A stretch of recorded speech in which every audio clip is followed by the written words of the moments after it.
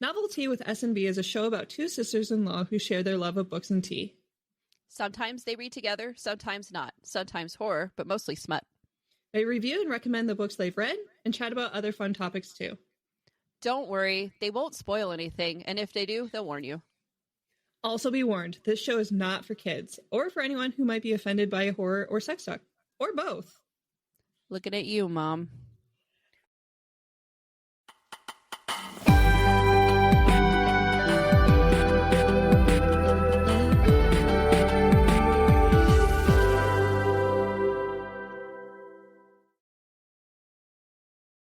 Hello, and welcome back to our anniversary episode of Novel Tea with S&B, the book club with a podcast. I'm your co-host, Bekk.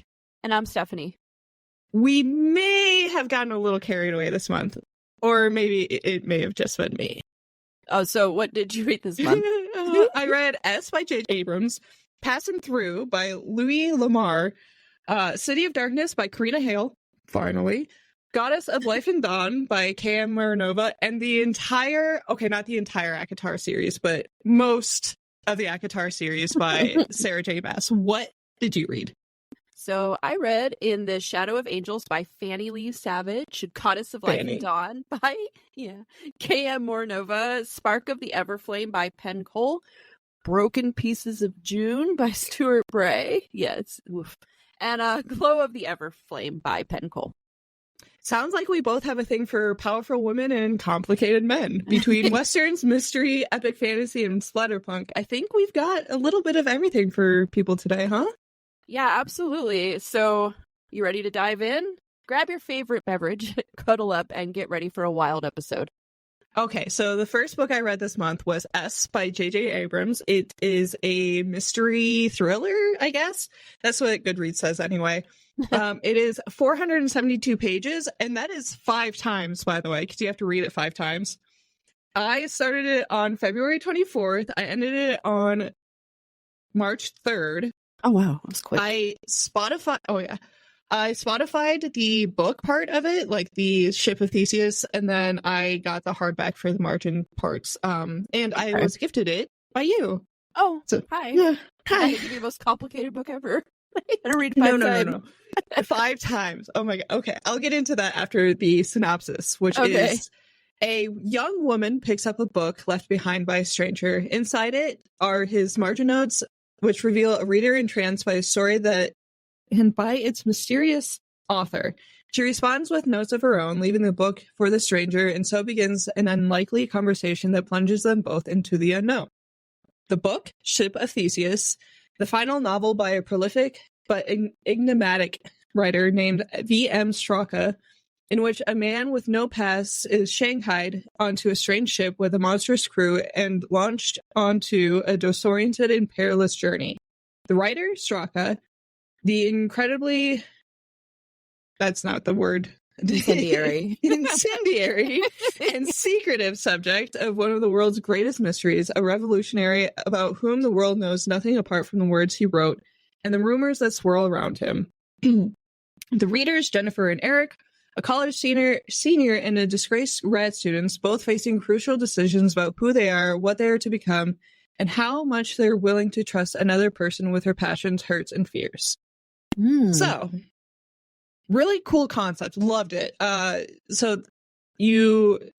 kind of had to space or like research how to read this book because it comes with no instructions. You're given this book that you have to open up like the tape and pull it out, and there's all these inserts. So you read, as far as TikTok is telling me, you read the entire book first. Okay. Ignore the margin notes. Then you go back to read the dark blue and black margin notes. Then you go back to read the orange and green. You read the purple and red, and then finally black on black. Yeah. And it was actually really fun to discover all the inserts. I would recommend not reading this book in bed because you're just gonna get inserts everywhere. Yeah. So maybe on your couch or somewhere that you can put it back in. Right. In case you want to give it to somebody else at some point. You don't have to put the inserts back exactly. There is also if you really you fucked up the inserts, There is like a document that you can look at to put them back in the right place. Oh, okay. I do think that the Ship of Theseus, the book itself, would have been fine on its own. You didn't like the margin notes were cool touch, but it would have been a fine book on its own. Mm-hmm. I really did like the idea of Ship of Theseus because it's like this old thought whatever experiment where it's is an object the same after having all of its original components changed, and that's like the whole idea of Ship of Theseus, the book part. This the man, the S is changed over time, so is he the same as what he was originally? Okay, which is really cool. Yeah. I did feel a little let down by how it concluded. It also is one of those books that you kind of have to put time and energy into reading between the lines. Like, things happen and you kind of just have to, based on what the Jennifer and Eric have said, you have to kind of glean that yourself. So like there's a part where like they're talking about something happened in a theater and you kind of have to like, oh shit, like somebody's after them. Right. It doesn't outright tell you this. So I mean, if you have the time to do it, that's cool. But like, if you're trying to just get like a book read, yeah, this ain't it. This ain't it. Okay. Also, I think I texted this to you. I did not love Jennifer as a character because she was very like, oh, my daddy's paying for my college and he's got a job set up for me and I just don't know if that's something I want to do. And it's like, dude, if my daddy can pay for my college and set up a job for me afterwards, are you kidding me? I would not complain, not once. Right. No. So go ahead. Sorry. No, I have a question. So the two people writing back and forth, is it in like real time? Like she leaves the book and then they have a place where they leave it, or was it like? Yeah. Okay. So they're kind of like talking to each other, like letters almost. Yeah. But not letters. Yeah. Eric is a grad student that got kicked out because one of the professors is telling everybody that Eric's research is his research, so they kicked him out for plagiarism or whatever. So he's still trying to use like the library and like things on campus because he's got to figure out who the Straka guy is, and he's trying to figure out this information before the professor does, so he can like prove it or whatever. Okay, so they're writing back and forth in the book. Yeah, almost and like so. Yeah, The dark blue and black is the very first time that they start sending it back. She also works at the library, so that's how she just found it. Convenient. Yeah, right. So the dark blue and black are when they first start talking, and then orange and green is like when they start getting more into like the story, the depth of like she's actually doing research with him, and it is a little bit of a love story too because they end up falling in love. Spoiler alert. I don't think that's actually a spoiler, but yeah. But then the black and black is like the final conclusion of like what happens. Oh, that's kind of cool. Sounds crazy. It is cool. Yeah. You said it was a little pretentious, right? Yeah, like some of it. Yeah, I think it's because so J.J. Abrams is a director, like a famous Hollywood movie. So like I feel like he's just probably a little out of touch of like what real life is, but which is weird because like I do love House of Leaves, which is like some people do feel like it is pretentious and it is a photographer and all of this, but like I feel like The Descent is a lot more satisfying than this. Yeah.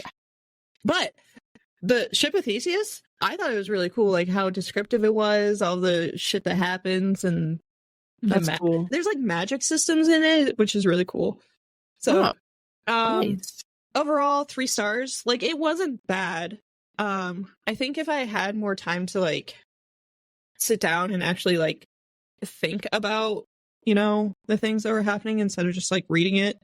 I probably would have gotten more out of it, but I don't know. As somebody that has like ADHD or whatever, it just kind of doesn't work. It's unless you're like really into it, Oh, yeah, for sure. And then one eye roll for every time Jennifer complained about being a rich kid. So what was your favorite insert? I really liked the postcards because they came from like different places. Like Eric would go places and then send Jennifer information back. And then it would be like a little monkey or whatever on the postcard. And then they would like speak in codes back to each other. Like it was about like a bird watching community and like, hey, I saw this bird. And then you had to like figure out what this bird, who this person was in like the actual story. That was pretty cool. Oh, that's pretty cool. Yeah. Fun. Yeah. It was really fun. Yeah. What was your first book this month? So I started off, and I think I was reading this at the end of the last episode, so big. In the Shadow of Angels. I think so. Yeah, I was, because I had tried to start Pestilence or whatever and got mad. Oh yeah. So this is In the Shadows of Angels, and it's the Guardian series. I'm not sure how many books are in it, to be honest. I'd have to look. Fantasy romance. I started it February 24th and finished it March 3rd. And it's 452 pages and on KU. So, how far would you go to keep a secret? This unforgettable tale follows Charlotte Duvall, whose life is altered forever one fateful night, leaving her willing to do anything to keep an awful secret. On one hot summer day, only weeks before her 30th birthday, and her face wasn't melting off. It wasn't. Wow. There's that. Charlotte's quiet life is interrupted when her past shows up on her doorstep, forcing her to face her worst nightmares. She spent 5 years in hiding, working hard to forget her past and the lies that tore her family apart. Suddenly, Charlotte finds herself swept away to an ominous chateau in France by the one person she tried to forget. Henry, her first love, has been doing research that has brought about unwanted attention, leaving Charlotte in danger and with more questions than answers. She is forced to wait, living with the chateau's residents, while the mystery of Henry's research unfolds around her. Okay, so the synopsis went on, and I'm just like, you're like, you know what? No. There's a lot going on. There's like secrets about her mom and stuff. So it's pretty. She hasn't seen her mom since she was a kid, and then when she sees her mom, so Henry tells her that her mom's dying. So, and she's in France, and her mom left. She was really young. There's a whole story with that. Yeah. And she didn't want to go. She was like, no, like she hasn't talked to me, blah, blah, blah. But he ends up finally convincing her to go. And when she sees her, she like hasn't aged. She looks exactly the same, if not better. So, I am teetering on whether or not I want to continue. So I did really like it, but did I like it enough? I'm not too sure. So I did love that the FMC was in her 30s and still very desirable. That was so nice. That's good. I'm like, see, total opposite with this book. But it was nice because, I didn't even mean to I didn't go in search of an older FMC. It just happened that way. And this is such of a rare thing. And I loved it. I did love that. I almost want to continue reading the series just because it's more relatable because of her age and everything. But it's modern day and it's in this world, but there's a secret world that's hidden away in areas, in France being one of them. And the tension throughout this book is amazing, and slow burn, enemies to lovers, my favorite thing. So lots of secrets, and there's vampires. So always shit. Yeah, she realized it's this whole thing where she realized, it's pretty good. The FMC did annoy me at times, but when I thought about the reasons why she would do or act the way she would, it did make sense. Like, I'd be annoyed, and then I'd be like, well, I can see why. You know what I mean? Like, her situation, when you're kept at a chateau in France and you can't leave, you got to put up with some shit, and she doesn't want to. It's just, you'd have to, it's a little battle with her, and I get it. I do get it. So, I hate that I can't delve into my thoughts too much with this book because I don't want to ruin it for anyone who hasn't read it. But it is good. I'm still undecided if I'm going to read the next one. It's weird because usually I wasn't like, I need to read the next one. Yeah. And I'm usually like that right away. And the fact that I even have to think about it, it's like I may have really good intentions on getting to it, but I don't know when. Right. So it's not off the table, but I'm not like, like you'll hear about another book I read where I had to read the next one immediately. Like I didn't have that with this, but that's not to say it's a bad book. It's not. I would recommend it if you want to read about an older FMC and there's vampires and lots of fun tension with that. But there's only 2 spice, so it's not. There's a lot of tension. Oh, you're like, I think if I read the next book, there'd probably be a bit more, because it was kind of going that way.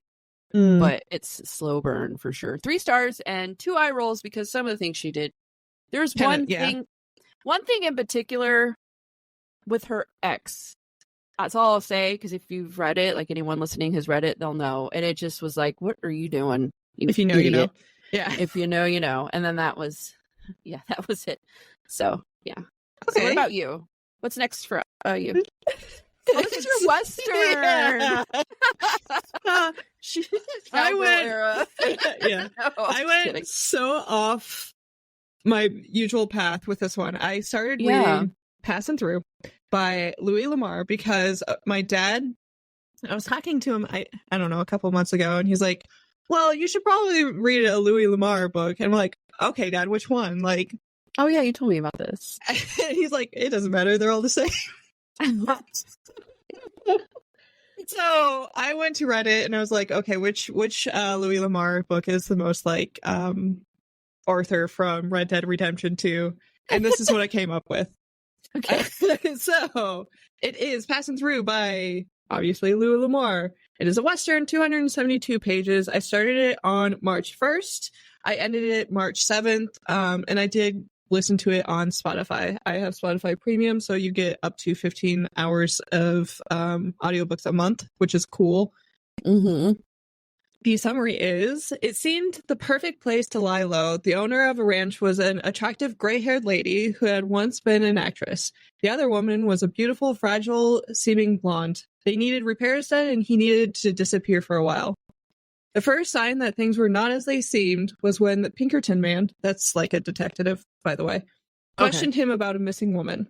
Then he accidentally found a will belonging to the previous owner of the ranch. After that, a young lady showed up in town making claims that the place belonged to her. Worried that his hideout was turning into a battleground, he didn't know what would be more dangerous, staying or leaving. For a man interested in only passing through, he finally found himself entangled in a deadly struggle. So, our main male character, goes by the name Passin Through. The first time that somebody asks him, like, hey, who are you? He's like, well, I'm just passing through. And then the lady's like, oh, that's a mighty fine name. And like, oh, knee slap. Yeah, so it's yeah. And it was fine. It was mighty fine. Just fine. There was a lot of like cowboy slang in there, like mighty fine, like well, darling, I don't know, and all of those colloquialisms that exist in Westerns. There was one that he was like, what did he say? He was like, well, I didn't go to school for the lunch, like, which I thought was just hilarious. So fun. I did like it enough to possibly pick up another Western, but I think I will be a little more picky with what Western I do pick up. I think like more of like a thriller, maybe. Like, I think Westerns could be really like spooky. But there is just something about a Western story that just, I don't know. It just makes me, there's like drama. There's a good man done bad things trope. There's a little bit of romance, a little mystery. Yeah. It's a little fun. It was fun. Like, I had fun, like trying to figure out like this will situation and like, oh shit, who actually does have the will. And then like the payoff was like, oh shit, that's cool. Yeah. And then I will say that there are 3 main female characters that like don't you know how like most of the time female characters in like major media like are either worried about like men or like talk about men all the time. I didn't find that in this book at all, which was actually pretty progressive for being from the 80s. So yeah, that's I thought that was really cool. Does it take place in the 80s as well? Like, no, like the 1880s. The back in the day. Yeah, like the cowboy days. South Dakota was mentioned, which was cool. Oh, okay. A South Dakota I always girl. think of like the South. Always. I think maybe because like Tombstone, I live here. I don't know. Okay, so I also all the time. Jeff made me watch Tombstone after I told him I was reading a Western. He's like, That's the only like Western movie I like. I was obsessed. It's so good for like a week straight. I get like these like little, what is it called? Like sudden interests in stupid shit. So we watched it, and then like TikTok, my entire TikTok was just like, I'll be your Huckleberry. Oh no. It's such a good movie, and I'm not a big into Westerns. I've seen that one, and I thought the Unforgiven was pretty good, but Tombstone by far is like so good. Perfect. So good. Well, except there's like weird like pacing issues some like halfway into the movie, whereas like he's just randomly playing pool for some reason. Like his brother was just shot, and then he goes back to play. I don't know, man. Yeah, it's good though. It's such a good movie. It's so and Val good. Kilmer in the 90s. Oh, I loved him. I had like the biggest crush on that man. Yeah, dude. He's super good looking. Yeah. Yeah. Oh, I love that movie. It's so good. That's funny. Jeff made you watch it. That's cute. We did grow up like watching that. My dad watched it often. So there's so many movies that like Jeff's not a big movie guy, right? No. So like when I'm like, I've never watched that movie, he's like, well, I guess we're watching it. I'm like, okay. And that's rare for him. It is. Yeah. Like he made me watch Forrest Gump, and then he made me watch Saving Private Ryan. I just today told him that I've never seen The Big Lebowski, and he's like, oh, that would have been a deal breaker. There's a part in that movie. We'll talk about it later. There's a part in that movie I laugh like I have to pee my pants. I have to go to the bathroom. I have to pause. Oh my god, it's so funny. Okay, anyway, sorry. So it's 3 stars, no spice, 1 eye roll. I did buy the hard copy just because it's like I want to give it to my dad or something. It's not a 5-star by any means. It's a very typical story, but I thought it was fun. So it's cool too. Yeah. Your dad recommended it. That's cute. I love that. That's super cute. That was funny. So this was my favorite read this month, by the way. So yes. Spark of the Everflame, Kindred's Curse, Book 1 by Penn Cole. It's a fantasy romance, and I started it March 4th and finished on March 11th. 438 pages, and it's on KU. So, when old secrets catch fire, everything will burn. In a mortal world colonized by the gods and ruled over by the Descended, their cruel offspring, Diem Bellator, yearns to escape the insular life of her poor village. Her mother's sudden disappearance and the discovery of a dangerous secret about her past offer Diem an unexpected opportunity to enter the dark world of Descended royalty and unlock the web of mysteries her mother left behind. With the dying king's handsome, mysterious heir watching her every move and a ruthless mortal alliance recruiting her to join the growing civil war, Diem will have to navigate the unwritten rules of love, power, and politics to save her family and all of mortal kind. It's so good. Yeah, I see it all over TikTok. It's really freaking good. So this is what like I needed, right? Mm-hmm. This is like the Ever King, where I knew I was going to be finishing the series, no matter how long it may be, and this is a long one. Yeah, I found out. I have a couple like book number 1 in a series, and I'd be somewhat interested, just like the one I was just talking about. Like, yeah, it was interesting, but I don't know. But this one I knew immediately. Like, I finished the story, and I'm like, I need the next one, because that like cliffhanger was good. So the world building in this book is amazing. Everything about it, the magic, everything about it. I enjoyed the character development is really good. Like, all of the characters have a really great story. Like her brother, her father, her love interest, I guess, in the mortal world. And then she ends up having this weird attraction with the heir they're talking about, and Luther. I love him. And just all the characters have just so much depth, and like, it's just it's so freaking good. And you're really in your mind, like, reading it, trying to like oh, they can't be that bad. And then right, you don't know, and you're going back and forth, and then something will happen where you're like, oh no, fuck. but then something happens and you're like, oh my God, like, but so there's a lot of that. It's cool. I love that. I love when a book like gets me super emotional and like I don't know where it's going, and it's so good. Anyways, I didn't know what was going on with her, so there is something about her, and I knew it, and it kind of drove me crazy that like, girl, come on, like she couldn't figure it out. But I think that's done purposefully, right? Oh, I'm sure. Yeah, it is. Sometimes it's like so obvious, but whatever. She's just not willing to admit it. Whatever. I don't want to give too much away, so I'm just gonna leave it at that. It is a slow, the slowest of slow burns. And I loved it. I love it so much. It wasn't like, and I've realized I used to. Okay, so when I would read like dark romances, I would get annoyed with the slow burn. Like, oh, just get it over with. Just do it already. Yeah, just do it. But with fantasy, and there's always so much going on. There's like in their situation, it would be ridiculous if it was like, oh, you're my enemy, and then a week later, you're getting it on. It's just there's no way. There's so much in this relationship. It's unrealized. It's very.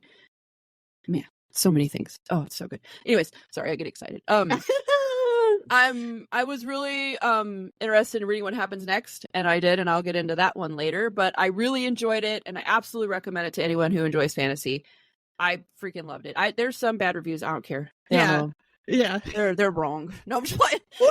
I gave it 4 stars, not quite 5, but 4, because it's almost close. It's probably like a 4. Freaking 8 at this point. It's really good. 1.5 spice. Like I said, not very spicy. It didn't have to be. So good. And 1 eye roll, because there was times where I was like, "Come on, girl," but nothing like not an eye roll like in a bad way, if that makes sense. Yeah. Like the next book, there's some eye rolls that I'm not forgiving with, but hers, I get it, but I'm still giving it to you because sometimes. Is it the same pairing throughout the series? Like it's still DM and okay. I prefer when books do that personally, where it like stays with one couple. It's kind of like a triangle, but not. It is, but it isn't. But it is, but it isn't. It's really hard to explain. No, I get it. I mean, it's because of the situation she's thrown in. It makes it difficult, right? That way. Yeah, I want you to read it. It's really good. I probably will. I feel like give the first one a try. Just try it and see if you like it. I probably will. I think next month is just gonna be like us being opposite. I know. I'm gonna read this one. You're gonna read Akatar, but I am. I'm so excited for you. I won't get through all of it though, but yeah, chapter by chapter. Audiobooks, man. I know. I still haven't done that. I need to. I said my goal was to do it by March 1st. Well, oops. April 1st. April Fools. Yeah. Figure it out. Oh no, the next book. I know. I just saw it too. Oh. So this was our book club book. It is book 3 of the Pine Hollow series. We picked it because we kind of both just felt like we needed to wrap up the series. It felt unfinished for us. I wish we hadn't. This is The Goddess of Life and Dawn by K.M. Moranova. It is romantasy. It is 282 pages, and it is on Kindle Unlimited. Once upon a time, there were 2 rhythm gods, one of brilliance and one of darkness, but there was much more to the realms than the 2 gods alone could provide. So the Maker created a third. Hey, is that not just another god? Anyway, Maker made a third, unknowingly unbalancing the rhythm and setting the realms on a path of suffering. The god of war has stolen that which I hold dearest. Though I am reunited with my beloved gods, a hole remains in my heart, and it is in shambles. Together we must look to the past to preserve the future, for we cannot restore the rhythm, the realms will crumble. I was really bummed with this one, man. Like, yeah. This is not the same series. It can't be the same series that we read. No. Or is it that we have read good romantasy, so now we know this is bad. Yeah. And I don't want to be like a super bummer about this, but like I was bored. I didn't like Elodie by the end of it. I really did not understand why all the dudes needed to be with her. God. Like what was so special about, like, she's a goddess of life, sure, but oh yeah, that's a spoiler for the other two books, but I mean, here we are. But like I don't like, she was boring. I don't like, she had nothing like special about her other than like who she is.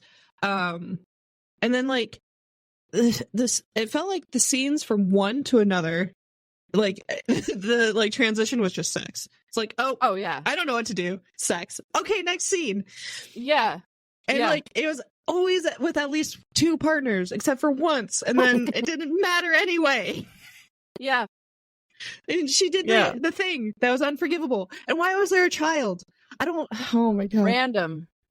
Random. He called me mom. Oh Lord, dude, that is not a healthy situation for a child to be in. No, that kid's gonna be all the confused. Yep. So yeah, how did you feel? Oh yes, the goddess of holes and moans. That's literally what this fucking book should be called. My tea with my nose. Sorry. That's all this book is. That's all it is. He filled my holes. Oh, gross. Both of them. Dude. Like, yeah. I have read books, but anyway, I know. We've read Squeak. We've read Canada. I've read a girl getting it on with Cthulhu. That Tentacle was cool. monsters. Yeah, dude. Loved it. I've read a lot. I've read Haunting Adeline. With Gunplay. I've read Credence. God damn. Oh god, I keep seeing Credence on TikTok, by the way. Yeah, everyone hates it because they're like, they're not really related. Whatever. The worst thing is the age gap for me. Anyway, keep going. Yeah. Anyways, so I am no prude, and I appreciate smut when I want to read it. Yeah, it's nice. Sometimes I'm in the mood for that, and I have liked many a smut books. Okay, this is a little over the top, but not in a good way. So the only character in the book I actually kind of liked, ish, was Aurelius. Yeah, dude, he's the only one who had like an interesting freaking story. Yeah, and like I like depth. Yeah. Everybody else is just kind of meh. And Elodie, like they're all obsessed with her, which is whatever. Like it's always it was like that with the other books, and I remember liking the other ones. It's so weird, but that's what I'm saying. She's not intriguing. There's nothing. Why? Like there's no why. There's no why. She forgives somebody, and then they all melt. Oh, I hated they that. fill her holes. And the only thing they ever say about her is like, oh, her heart. No, dude, like there's nothing else there. No, though. she's so flat.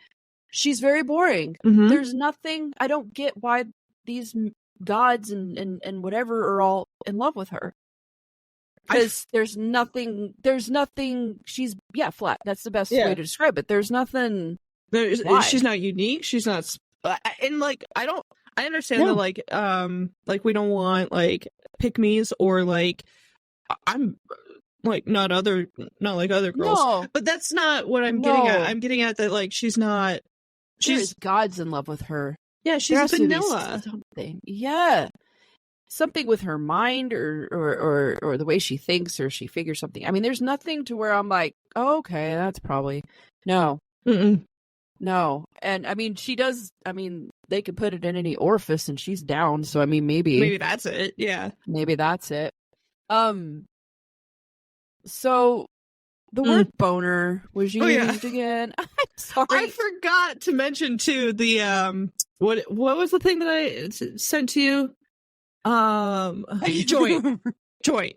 Oh, I 32 times. I talk. Oof.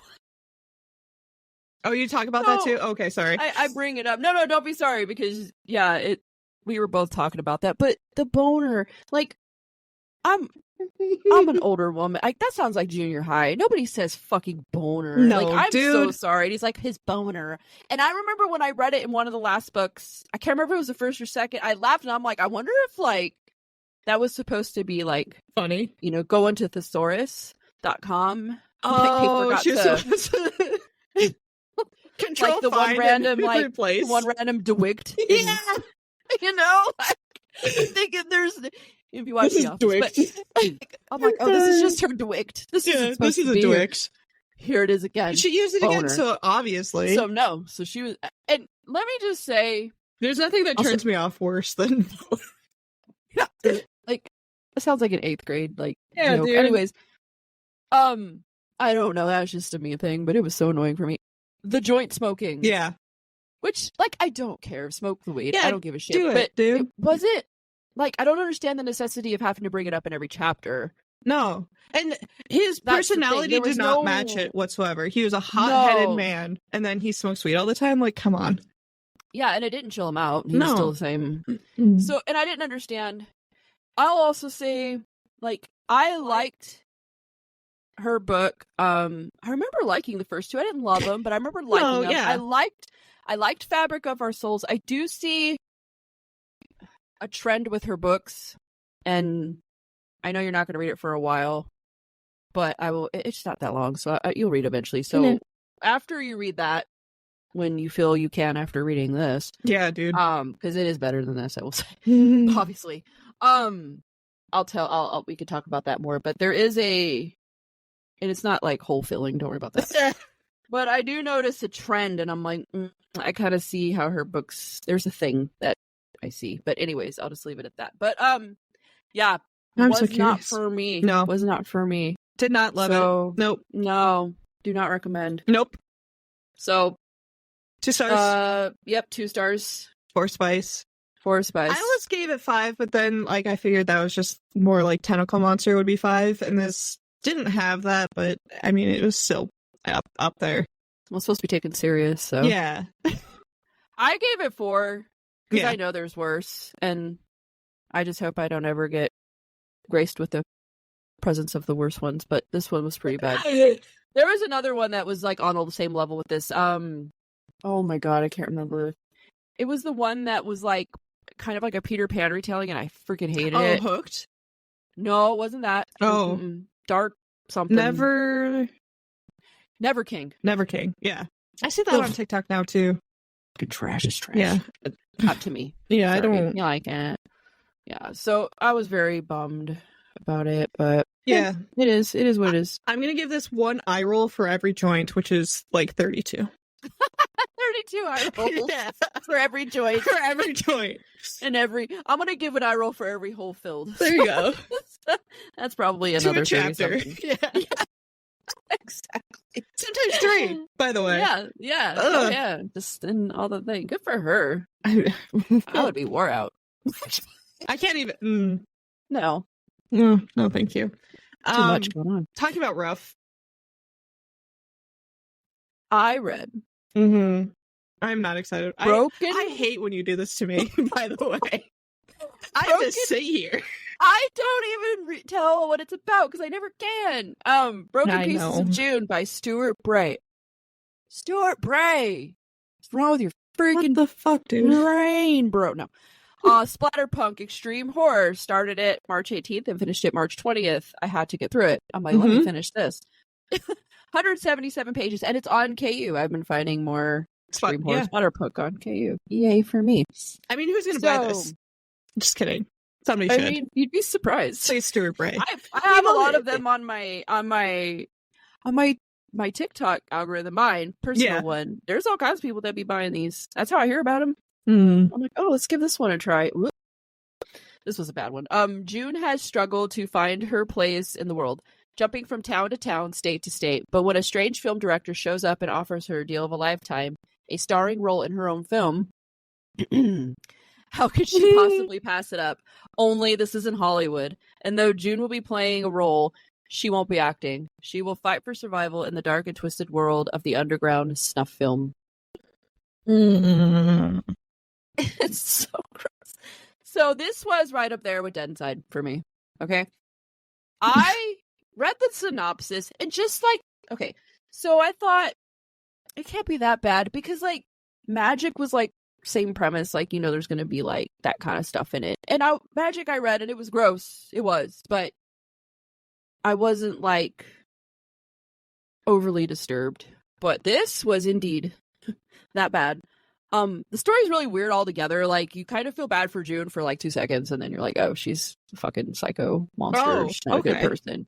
Yeah, because she will do anything for money. And some of the stuff they want on camera is some of the... I don't even know how you think of it.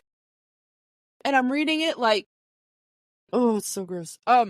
She'll do anything. She'll do anything. You can't even think of the nastiest thing. It's worse. It's worse than that. There are some twists at the end. Like, he tried to... I mean, there was a plot. There was some twists at the end where it's like, I didn't see it coming, but I don't really care because I'm about to vomit. No. The book was gore focused, of course, and I really had to push to get through. I am usually okay. Like, I'll be like, ew. Like, just keep going. Oh my like, God, look at really, this. like, yeah, you know. But this, I was like, oh, I mean, it was so bad, so grotesque. So it will be another trilogy of one for me. I've had a few of those. It's a trilogy? Yeah, dude, I'm done. I can't read no more of it. I'm good. I don't care what happens to any of them people. I'm so mad right now. Why is there 3? When I finished it, this was funny. So I finished the book, and it was like time for me to go to sleep. Like, I took a melatonin. I only take like 3 milligrams. I take a little 3 milligrams before I start reading, and like, you know, about an hour later, I'm tired. So I finished reading it, and I'm like, well, no, nope. So I knew I was reading Glow of the Everflame, next, and I had to, and I am not one, like, I do not, you people don't know me, but I am not one who, like, needs to, like, watch a happy movie after a scary movie so I can go to bed. Like, no, I'm usually good. Every other splatterpunk, I close my eyes and went right to sleep afterwards. This one, I'm like, no. So I had to read, like, a couple chapters of Glow of the Everflame before I could go to sleep. To escape that just dark so my place. head would be in a different place, because that book was so bad. I have had bad dreams and nightmares, but if I would have dreamt any of the shit I had read in that book, I don't think I'd be okay right now. I'm not okay right now. It's so bad. So I'm not giving it like a rating. No, yeah. Just a recommendation. So if you want to push your limits and are already, and this is very important, well-versed in splatterpunk. Like, if you're listening to this and you like splatterpunk and you're like, it can't be that bad. Yeah, go ahead. Have fun. It's KU. It's free. Have at it. If you've not dabbled in the extreme horror genre, this is not where to start at all. And very, very heavy triggers. You're good. It's some of the most depraved things you've ever read, and a lot of sexual violence. And if you have any triggers, just don't read this. This is not for you, and that's okay, because it was pretty rough. And I read some bad shit, and this. I don't know if it was worse than Dead Inside, but they're even right now. So those are the 2 grossest books so far I've read that I almost couldn't stomach. So, and I said I'm taking a break, but I'll get into that like an later when I actual tell break? you what I'm. Or you're just punk, like, for a month. Going to. I will get into that when we talk about our current read, and you're going to be like, "What the fuck?" And I'm going to be like, "I know." Anyways, all right. So let's hear about something a little more so depraved, please. Well, the next. No, I'm just kidding. Actually, I read City of Darkness by Karina Hale. That's the one that I was bitching about in the last couple of episodes that I was waiting for it to come out. It came out. I'm gonna be honest with you. Okay, so I did like this book. I have forgotten that I've read this book like 3 different times. So, like, what? Because I've read so much this month. I'm like, okay, I read this and this and this. What else was it? Oh yeah, City of Darkness. Yeah. So it is a romantasy of 291 pages. I started on March 3rd and ended on March 6th. That could also be why. Like, it's been so long ago. Yeah. When mortal Hannah agreed to marry Tuani, the god of death, in exchange for her father's life, the last thing she expected was to fall for the morally gray anti-hero. But it's not only her heart that is in danger now, as she navigates her new role as the goddess of death in the spooky and... Why would you use the word spooky? Sorry. Just take that out. Spooky in the macabre underworld. Spooky. I don't know why that got me so mad. Okay, anyway. No, it's funny. Macabre underworld of Tuonela. Hannah discovers that Death has many enemies. Oh my god, enemies in his kingdom, none more powerful than his half-demon ex-wife, Louis. With an uprising of Olgas at her fingertips and skeleton armies ready to do her bidding, Hannah and Death must work together to make sure the underworld isn't lost forever, even if it means losing each other along the way, and all they hold dear. That sounds interesting. So, okay, I love the Underworld Gods 1 and 2. They're amazing. I would recommend reading those. Those are like 4 or 5 stars, not 4.5 stars. This one, I felt like it was really short compared to the rest of the books that are in the series. Okay. And it felt a little rushed. They end up going to like present day Finland, which I found really cool because I just really love Scandinavian countries. She did involve a recap at the beginning, which was just I love that. And it was gold. Like, yeah, it was the Everqueen did that. Yeah, it was so nice. Yeah, but this one, it was like humorous, so I really enjoyed it. Nice. The clash between the old gods and the skeleton armies kept the stakes high. So like you weren't just like, oh shit, like why the fuck am I reading this? But like it actually has a lot of tension building, edge of your seat kind of thing. Yeah, and yeah, the she's very good at like being vivid and atmospheric with like her underworld, and like the monsters that come out are really cool. Like the descriptions of them, and pretty rad. Yeah, sounds awesome. Yeah, it's really like with as much as I'm like shitting on it right now, I do recommend it. Just that like it does, maybe like number 3s are just not the best. Yeah, books could be. Or something. Yeah. And I think also I did find Hannah a little like annoying. Like she second guessed herself a lot, which is weird because she's like literally the goddess of death now. So yeah, bitch, what are you doing? Yeah. Right, you good. You good. You in charge. You're the queen. Goddess. Yeah. Yeah. It, like, so it goes into Finnish mythology, which is different than like Norse mythology, which I thought was really cool too. Yeah. But it just kind of fell flat a little bit for me, is all. Like, I mean, I forgot that I read it, so. Yeah. But go read 1 and 2. Absolutely. Yeah. 3 stars, 3 stars. You don't, is it like a cliffhanger though? Like, you're gonna end up finishing it? Yeah, I have to. Yeah. At this point, yeah. I'm so invested. Yeah, for sure. I get that. So what do you rate it? 3 stars, 3 spice, 1 eye roll. Which isn't that bad as much as I was shitting on it, but like no, 3 stars is a good book. Yeah. I meant the eye roll. Yeah. Oh yeah. Well, you know, it happens. Yeah. What so yeah, go ahead. Oh yeah. So so I already read book 2 of The Kindred's Curse because I couldn't wait. So Glow of the Everflame by Penn Cole, fantasy romance. I started that one March 20th and finished March 28th, and it's 637 pages. I lost sleep. I only read before I go to bed. So I was like looking at the clock like, oh shit, like I was exhausted every day. Like, I'm like waking up, getting kids ready for school, like half falling asleep. So yeah, it was I lost sleep, but worth it. It's so good. So an unexpected gift offers the power to change everything, but keeping it could cost DM her life. The threat of war has arrived at DM's doorstep, along with a new discovery that could save her people. To use it, she must survive the next 30 days by forming a devil's bargain with the people she hates most, the royal family of House Corbois. But as she dives into the world of the descended elite, DM quickly realizes good and evil aren't as simple as they seem. Old prejudices are challenged, and new loyalties blur the line between friend and foe. Meanwhile, her mother is still missing, and the secrets she left behind can no longer be ignored, and neither can the Guardians and their demands. Caught between an old flame and a sizzling new spark, DM must confront the truth about who she is and what she wants before time runs out. War is coming, and dangerous enemies wait on all sides. But the most deadly battle DM faces may be the one for her heart. Oh, shit. It's so good, dude. Yeah? Yeah, man. I mean, I like the first one better. Yeah. God. The way the first one ended, you're just like you need the second one right away. But this was good too. So it's fine.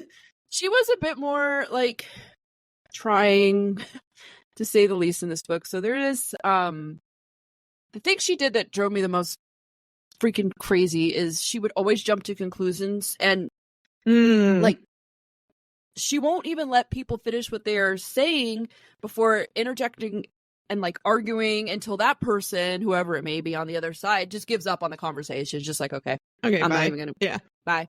Oh, is that okay? Cool. And it's always something that was like super important.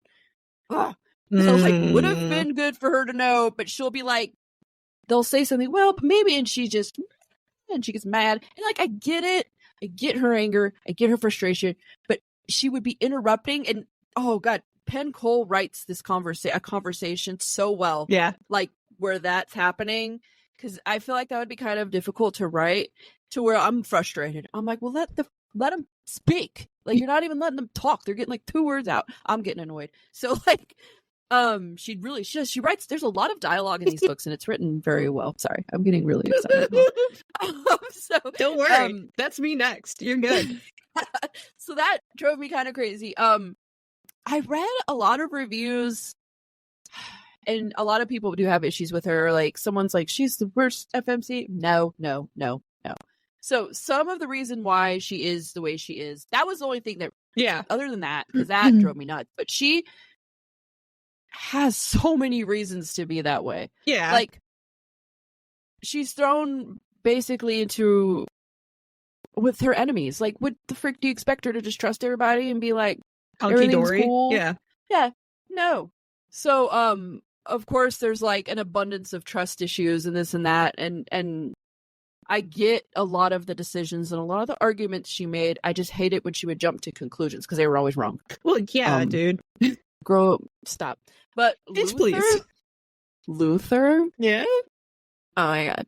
He's amazing. He's a great book boyfriend. You're gonna like it. If you read this, you're gonna like you some. Not at first, you never do. Well, yeah, of course. First, and then slowly, and then it's just like, he may be too good to be true. I don't know.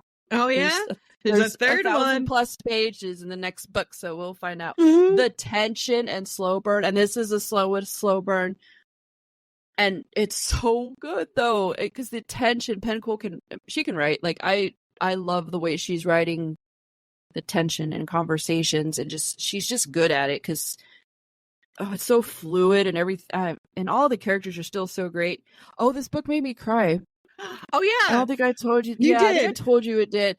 I was so excited because 3 tears fell. I was like, what? There's a really fucking sad part. Oh my god! Now I'm like, oh shit! Like I felt all the words started getting blurry, and I was like, no. And it was like, and then I blinked, and it was like, bink. I'm like, shit. I'm like trying to like, my husband's sleeping, but I'm like, oh my god, he's gonna wake up, and I'm over here sniffling. Like this is not good. Oh, it was so good. But anyways, I did like book 1 more. I don't know, just the first one, you're getting into a new world, and if it's written so well, it's just exciting, and I just had more feeling. But I did love this one. Don't get me wrong, this is a good one, and I want to read the next one. It's over 1,000 pages. Oh my god. Yeah. And then the 4th one comes out in June. I'm going to. I know you got some pages coming. I know we're talking about next, but I'm gonna read that one, but I have to take a break because Bekk is making me. No. Because why? No. So I say if you read the first book 1 and you enjoyed it, it is worth continuing for sure. I gave it 3.5 stars, 1 spice, 2.5 eye rolls because the jumping to conclusions is driving me fucking batshit. But it's not like eye rolls that are gonna like. It doesn't ruin the book. Put it that way, because sometimes I can ruin a book and it doesn't. So yeah, the next book's gonna be really long, but I have to wait a while, and why do I have to wait a while? I'm so excited! Finally! Okay, so I spent my entire March reading the ACOTAR series. And okay, I want to preface this with that I never thought I was ever going to read the ACOTAR series because I thought it was too popular on Book Talk, and like you and I have like this bad relationship with popular books on TikTok as it is. But yes, I was recommended this by a dear friend of mine, Ashley, back in South Dakota, and I trust her taste, I guess. So I figured it was finally time to take the plunge. And then like this girl that we went to college together with, Leslie, recommended to her. So it's just been a domino effect, and now I'm recommending it to you because I need to be the person on the other side of this. So it is Romantasy. The total pages is 2,518. I did start it on 3/7. I ended it like 3/28. So it took me all of March. So it's not that like I'm like a superhero or anything and I read all these, but it is not finished. The series is not finished. There's more books coming. I will say though that 1, 2, 3 you can read as a trilogy and skip the other ones. Anyway, okay, so I'm getting ahead of myself. The plot summary. By the way, I don't like this plot summary because I don't think it does it justice, and maybe that's why I did not read the book for so long. Yeah, I've seen that. That was that one book that I recommended to you last month. My favorite book, one of my favorite books. Which one? The thing between us. Yeah. The plot summary was awful. Anyway, horrible. Sorry.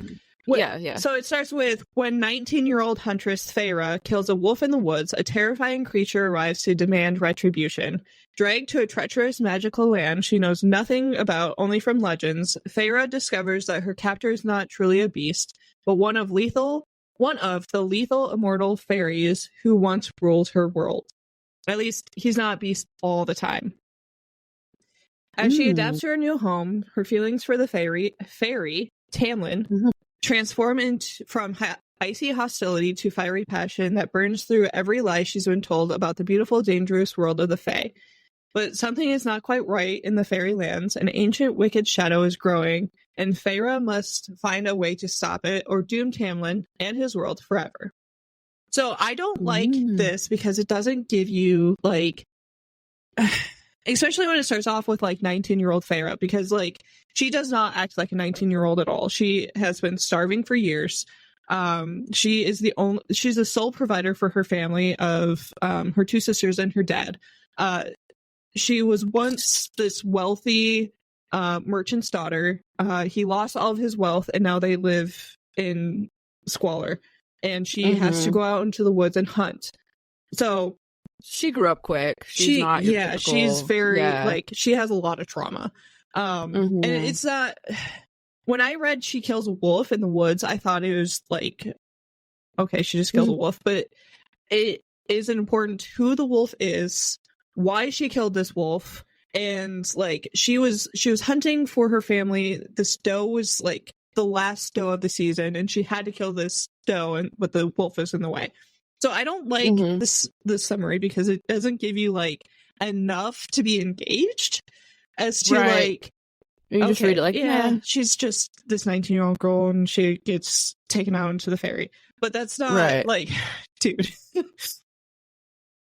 There's so many like dark aspects to it. There's like, there's morally gray anti-heroes. There's like mystery involved. There's torture. There's like these like gross, evil like beings that she has to fight, and there's so much lore, and like it blows my mind. It's so good.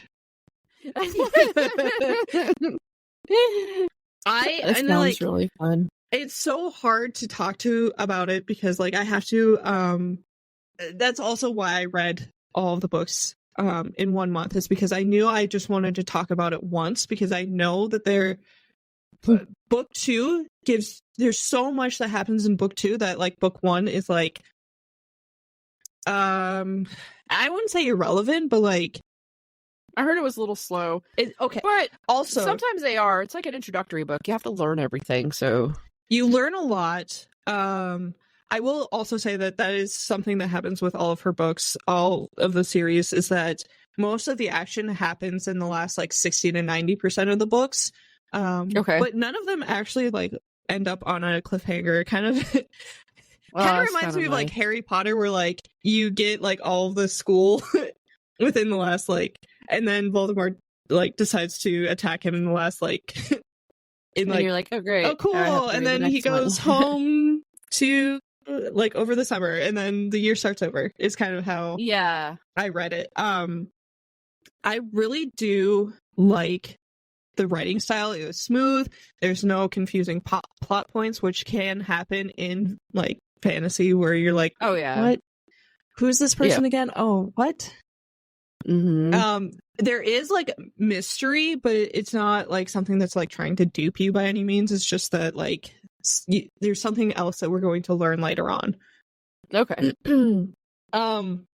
I really, really did like Feyre. She wasn't annoying, and she wasn't like a try-hard badass. Like, of course she can do all these things because she had to teach herself how to do these things because she's a primary, like... Right, she is a badass. Yeah, she is. She is illiterate, which... because when her father fell from grace, she was not in school yet, so she never learned her letters, which is something that comes up quite often. It was so good. The few annoying bits that I don't love, and it goes across like fantasy altogether, is that I hate the male and female thing. Like I hate it. I don't like when they're referred to as like male and female. Yeah, but like I think that just happens in fantasy for some reason. Like I guess that's just I've seen it. I don't love it, but I mean I'm that's not a fan of it either. That's just a me thing, and you, I guess. You are also you're gonna hear watery bowels a lot. Like every time she's scared, her bowels turn to water. Sorry. No, like these are the things that I found annoying, which I mean, the amount of times mate is used. So this is a world that fated mates exist, which is probably why I like it so much, because fated mates are like my favorite. Yeah. Instead of saying I flipped him off, she says vulgar gesture. Like I made a vulgar gesture like so many times. That's does this happen. And then like she has this style of being like, I kissed him once, twice, or like he dropped his sword once, twice, or like it can never be once. It's once, twice. But I mean, like those are just little things in like 2,000 pages. So it doesn't ruin the book, right? And that's the only reason why it's not 5 stars for me. Is just like those little things, and I'm just really picky. Yeah. Wow. Dang, girl. Like I said, you can read books 1, 2, 3, and be completely fine. 1 and 3 is Feyre. 3.5 is the solstice, the winter solstice. That's kind of like a novella. It's just like in between. It's just like what they're doing between 3 and 4. Okay. 4 is a completely different character. I cannot tell you who it is yet, because which is why I want you to read it so bad is because I can't tell you anything aside from book 1, because so much shit changes. And it gives it'll give all things away. Like you were sending me TikToks and you're like, how many of these men are in? I'm like, I can't tell you. Yeah. That's funny. Should we do one of those TikToks with after I read it? Yes. With, like what you think they're reading? What do you like mean? The characters? Like the characters of ACOTAR, what they're reading? Oh yeah. Because you know how we did. Well, you gave me everything for Baldur's Gate because I don't know anything about Baldur's Gate. I'm like, send me this because we did the oh my god, Stardew Valley. Yeah, Baldur's Gate. I think that'd be fun to do with this. It would be really fun. Do, like what these characters are. Anyway, sorry, a little interject from this. Like I said, I can't even mention any pairing synopsis characters until you read at least to number 3. Okay. I knew that going in, and why I read them all all at once. I think I want to do like an Oops All ACOTAR Thirsty episode once. Oh, that'd be fun. Yeah, because I want to get into like specific details about different things, but I can't do that right now because you don't know. Sorry. Yeah. Yeah. Okay, that'd be super fun. So, as far as the rate, I obviously recommend this to literally everybody. Please, everybody read this. So, A Court of Thorns and Roses, that's book 1. I gave 4 stars, 1 spice, because it's not very explicit. It just kind of, it's mostly implied. Like, it's one of those that's like, I bared myself open to him. And it's not anything that's like, right. Yeah. Yeah, no, I understand. And then 1 eye roll for each watery bowel. A Court of Mist and Fury was 4.5 stars. That was my favorite book. And once you get to chapter 55, you will know. If you know, you know. 2 spices, 1 eye roll for each mountain trembling, and toilets that exist somehow. That was another thing that threw me off. Like, toilets exist. Whatever. Yeah. A Court of Ruins and Ruin, I gave 4 stars, 3 spice, 1 eye roll for each vulgar gesture. I skipped Frost and Starlight. You can just Wikipedia that. Like, like the Wikipedia page gives you all you need to know. And I had my friend Ashley like tell me like plot points. Like, if anything, you don't need to read it. It's fine. Okay. A Court of Silver Flames, I gave 3 stars, 3 spice, and 1 eye roll for each of the steps of the House of Winds. And again, if you know, you know. I will say that I did not love the character in A Court of Silver Flames. She's just not my favorite character. But once you get there, we can talk about it more. And although it wasn't 5 stars, I still think I might get like the box set for my shelves because, I mean, I've been obsessed with it for the last month. But yeah, I might need more shelves soon. And if you guys ever want a shelf tour and are on our YouTube video, comment it down below. But what are you? She has a pretty rad setup, I will say. I did also reorganize it, so it looks a lot better now. Ooh, I know. I love it. I have like a whole Austin Matthews cubby. Nice. Yeah, I know. Okay. It's fine. Yeah. What are you currently reading? Okay.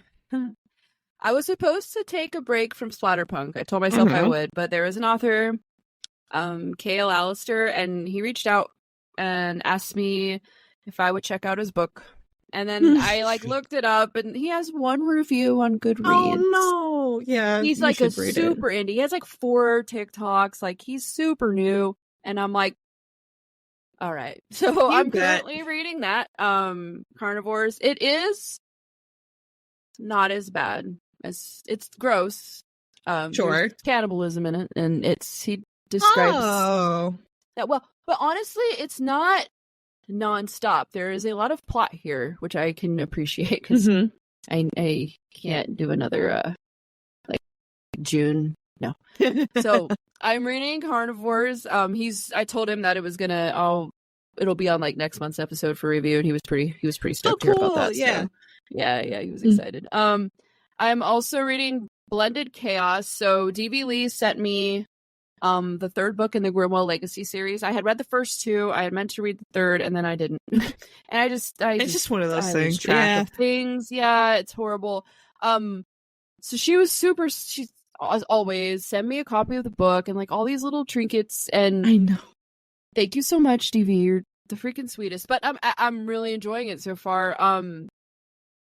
I was worried. I'm like, I remember the first 2, but do I remember enough? And I picked up, and I'm like, little things came to me at first, and now I'm good. So yeah, it's really good. I'm like halfway through it already. So I'm really enjoying it. So what are you reading? I am currently reading A Fate Inked in Blood by Danielle L. Jensen. You've probably seen it literally everywhere. Yes. TikTok, Facebook ads, Instagram ads.